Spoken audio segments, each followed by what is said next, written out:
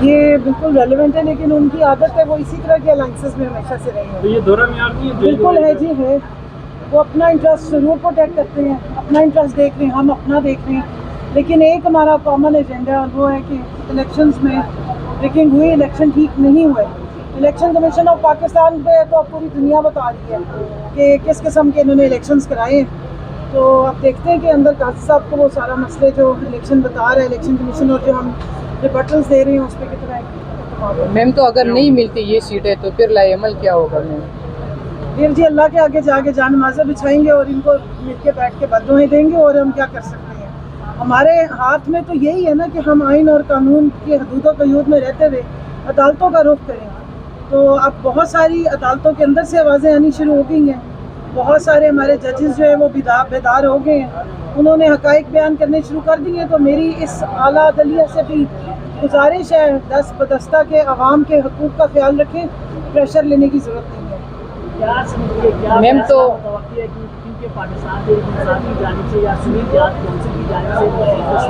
देखिए, जो भी फैसला आएगा ना उसका डायरेक्ट इफेक्ट जो है वो सिर्फ अवाम को होगा, ना सुन्नी इत्तेहाद काउंसिल ना PTI। असल स्टेक होल्डर्स अवाम है, और असल इफेक्टेड अगर कोई चीज़ बीच में से निकली या कोई फ़ायदा किसी का हुआ तो वो आइन का और जमहूरियत का होगा।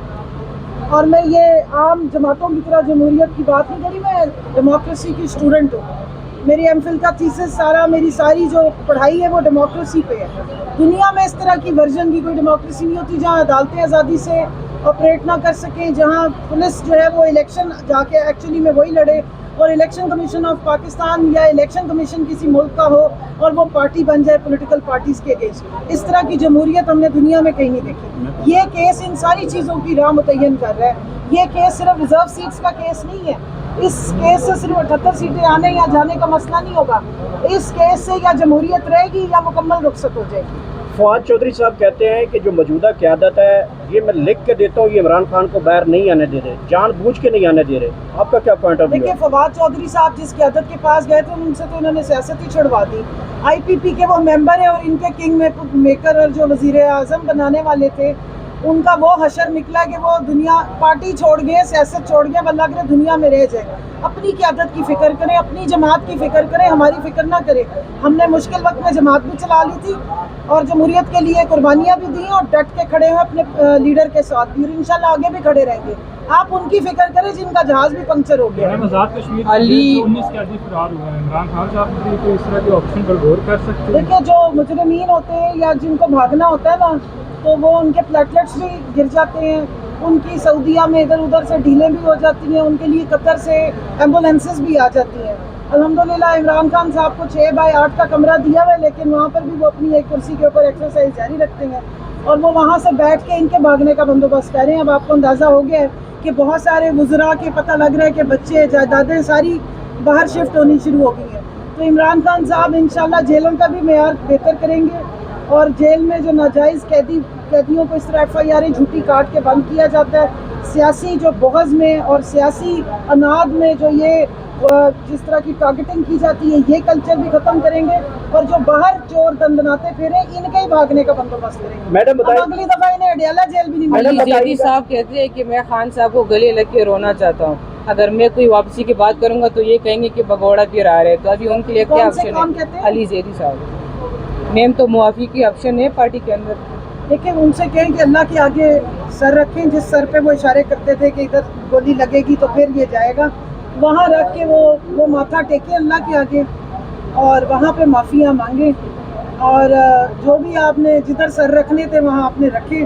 अगर ये इंसान का सर एक ही के आगे झुकता हो ना तो फिर बाद में माफ़ियाँ मांगने की ज़रूरत नहीं होती। मैडम कंवल चौधरी ये बताइएगा कि मरियम नवाज ने वादे किए थे फ्री बिजली, अलबत्ता वो फ्री बिजली तो नहीं दे रही, लेकिन गर्मी की छुट्टियों के बाद फ्री दूध की जो है वो मिलेगा, तो समझती है फ्री दूध मिलेगा? जी जी, वो अभी नहरें खुद रही है ना, दूध भी और साथ शहद भी मिलेगा।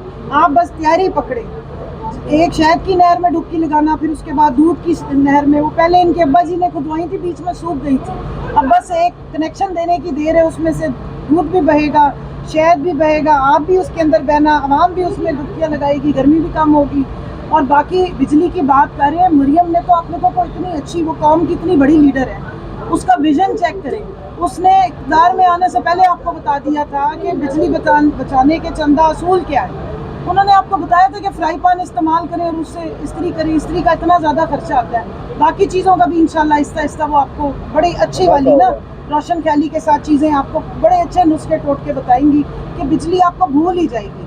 वो जो गारों के दौर में लोग रहते थे वो भला कोई बिजली इस्तेमाल करते थे, या आपके जो आबाव अजदाद थे 3-4 नस्लें पहले वो कौन सा बिजली इस्तेमाल करते थे। अच्छी भली उनकी ज़िंदगियाँ थी, लालटेनों पे वो गुजारे करते थे, स्त्रियों के बगैर फ्राई पैन उस वक्त भी नहीं थे। लेकिन मरियम ने तो आपको मॉडर्न बताया है कि आप अपने कपड़े भी इस्त्री कर सकते हैं और वो भी फ्राइंग पैन से।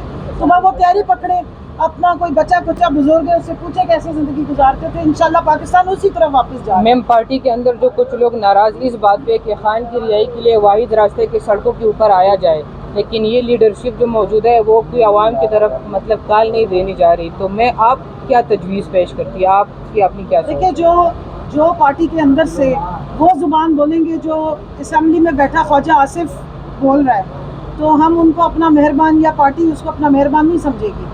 ये मौजूदा लीडरशिप है जिसने इमरान खान की गैर मौजूदगी में उनके हुक्म पे अपने आप को भी बचाया, पार्टी को तैयार किया, तंजीमें खड़ी की और पार्टी के कैंडिडेट्स तैयार किए और इलेक्शन में लेके गए।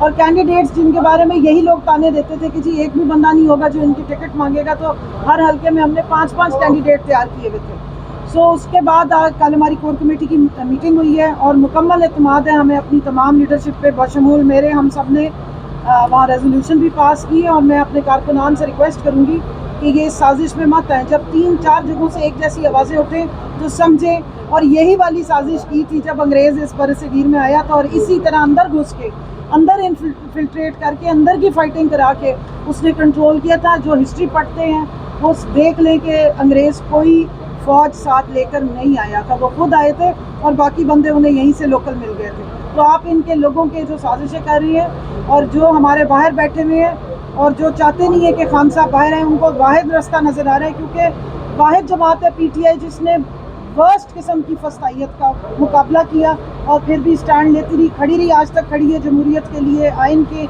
हदूदों कयूद के अंदर। 9 मई जैसा एक झूठे फॉल्स फ्लैग ऑपरेशन का शिकार हुए।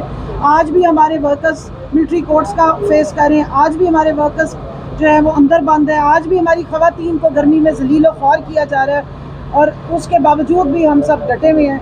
इलेक्शन भी लड़ा, फॉर्म 47 के बावजूद भी हर असम्बली में हमारी आवाज़ अब आपको सुनाई दे रही है। तो इन आवाज़ों को अगर दबाने का वाहिद रास्ता है तो वो आपस की लड़ाइयों, मेरा ख्याल है कि वो अब नहीं होंगी। बहुत शुक्रिया। बहुत शुक्रिया। अब वो भी